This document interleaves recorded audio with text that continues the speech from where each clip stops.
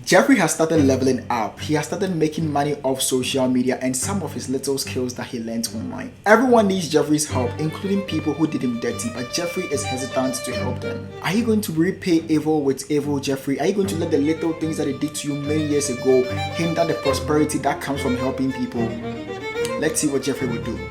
Alright, so when I came to the US in 2023 and I started making TikTok videos from August thereabouts, a lot of people reached out to me. So many people came to me, can you help me apply to schools abroad? How did you get to the US? How did you do this? How did you do that? I kind of became like a hot cake, like, if that is the word. People are reaching out to how to apply schools abroad and stuff. And among these people were people who did me very bad many years ago. When I say they did me dirty, they did me terrible bad. I'm talking about people who bullied me in high school, people who said some of the most strangest and the hardest things for me that still affects my self-esteem. These people reached out to me that they needed my help, and I'm telling you, from these people reached out to me that they needed my help. Some even needed my help to the extent that they wanted to speak to me on phone. Can you please, I'm stressed about this whole thing. And anytime I spoke to them on phone, I just cringed. I just had this cringe nature in me where it's like, you said this to me many years ago, you said that to me many years ago, and now you need me to help you with these things. And at that point I realized that I needed nothing but therapy. I needed God to actually change my heart. So today's video, I'm going to be giving you 3 things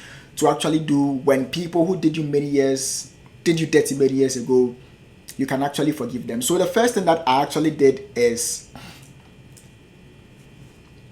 you actually have to learn to put your emotions aside, okay? You have to learn to detach yourself from your emotions. So I had to detach myself from that cringy feeling that I was getting. So the feeling of me feeling weird, me feeling cringe. Let's picture this scenario. Imagine having a stepdad who abused you, who bullied you. I'm not saying I had a stepdad. He bullied you, he abused you, said so many terrible things to you, and now you've become a celebrity, you become a star on TV. You are singing, you are like a celebrity, and now he comes to you that he needs money for hospital bills. How would you feel? You would feel so cringe. Even though you are willing to help, you would cringe within you that this man did this to me. He did that to me many years ago. So I want you to detach yourself from your emotions. Realize that the feeling that you are getting is not real. That feeling that you are having of not helping him is not real. Detach yourself from that emotions and just move on forward. The second thing that I have on my list here is understand that they had to do what they did on survival mode. So when I say survival mode, meaning they bullied you because they wanted to feel superior of themselves. They bullied you because they were angry. They bullied you because they just felt like doing it to you because you were inferior or something. That is the emotions that they had.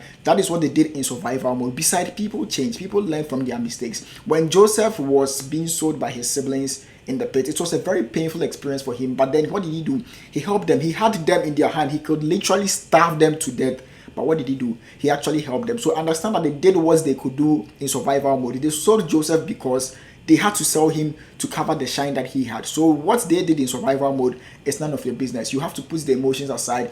Understand they did what they did in survival mode and actually help them. The third thing that I have on my list is see yourself to be blessed for people who did you dirty to need you. The Bible says that he prepares a table. I'm sounding a bit churchy, but it's fine. He says he prepares a table before thee in the presence of my enemies. So if God is preparing the table before you in the presence of your enemies, which is a fulfilled prophecy, you are supposed to just go with the flow and not hinder that prophecy. You are not supposed to block that prophecy and not make it happen. Thank you guys so much for watching this video, and this is something that I'm going to be taking serious. YouTube. Every morning or every single day, I'm going to film a video here. See you guys in the next video. Peace out.